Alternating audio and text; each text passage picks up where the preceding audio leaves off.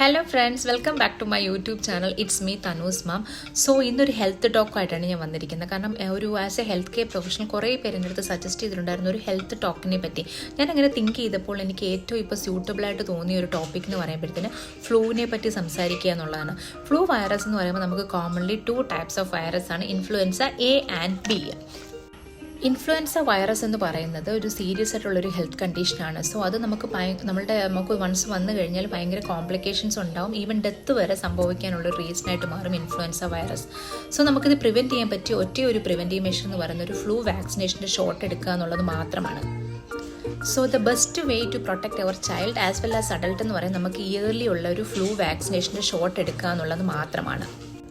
Centre for disease and prevention recommend ചെയ്യുന്നത് annual vaccination ഷോട്ടാണ്. അത് നമുക്ക് 6 മാസം മുതൽ പ്രായമുള്ള എല്ലാ കുട്ടികൾക്കും അതേപോലെ തന്നെ അഡൾട്ട്സിനും നമ്മൾ ഇയർലി വാക്സിനേഷൻ എടുക്കണം, ഇൻഫ്ലുവൻസയുടെ വാക്സിനേഷൻ. CDC റെക്കമെൻഡ് ചെയ്യുന്നത് 6 മന്ത് തൊട്ട് 8 ഇയേഴ്സ് വരെയുള്ള കുട്ടികളിൽ 2 ഡോസസ് ഓഫ് ഫ്ലൂ വാക്സിനേഷൻ എടുക്കാൻ വേണ്ടിയിട്ടാണ്.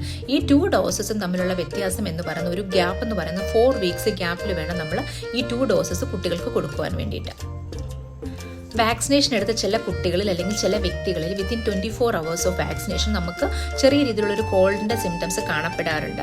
സാധാരണ രീതിയിൽ ചെറിയൊരു പനി, ജലദോഷം, അതേപോലെ തന്നെ ഹെഡ് ഏക്ക്, ബോഡി പെയിൻ, നോസിയ, വോമിറ്റിംഗ്, അത് വിത്തിൻ കപ്പിൾ ഓഫ് ഡേയ്സിൽ അത് ഡിസപ്പിയർ ആവാറുമുണ്ട്. അതുപോലെ തന്നെ വാക്സിനേഷൻ എടുത്ത ആളുകളിൽ ഇൻഫ്ലുവൻസ വന്നിരുന്നാൽ കൂടി അത് ചെറിയ രീതിയിലുള്ളൊരു മൈൽഡ് ഫ്ലൂ ആയിട്ട് വന്നിട്ട് പോവുകയും ചെയ്യും. അതിൽ കോംപ്ലിക്കേഷനോ അങ്ങനെ ഒന്നും ഉണ്ടാവുകയുമില്ല. സോ ഇൻഫ്ലുവൻസ വാക്സിനേഷൻ എന്ന് പറയുന്നത് സേഫ് ആൻഡ് എഫക്റ്റീവ് ആണ്. സോ നിങ്ങൾ വാക്സിനേഷൻ എടുക്കുന്നതിന് മുമ്പ്, നിങ്ങളോ നിങ്ങളുടെ കുട്ടിക്കോ വാക്സിനേഷൻ എടുക്കുന്നതിന് മുമ്പ് ഒരു പീഡിയാട്രീഷ്യനെയോ അതൊരു ഫിസിഷ്യനെയോ കൺസൾട്ട് ചെയ്തതിനു ശേഷം മാത്രം ഫ്ലൂ വാക്സിനേഷൻ എടുക്കാൻ ശ്രദ്ധിക്കുക. ഫ്ലൂ വാക്സിനേഷനെ പറ്റി എന്തെങ്കിലും ഡൗട്ടുകൾ ഉണ്ടെങ്കിൽ താഴെ കമൻറ്റ് ബോക്സിൽ കമൻറ്റ് ചെയ്യുക. അതേപോലെ തന്നെ thanks for watching my video ഇഷ്ടപ്പെട്ടെങ്കിൽ ലൈക്ക് ചെയ്യുക, ഷെയർ ചെയ്യുക, കമൻറ്റ് ചെയ്യുക, സബ്സ്ക്രൈബ് ചെയ്യുക. Bye bye.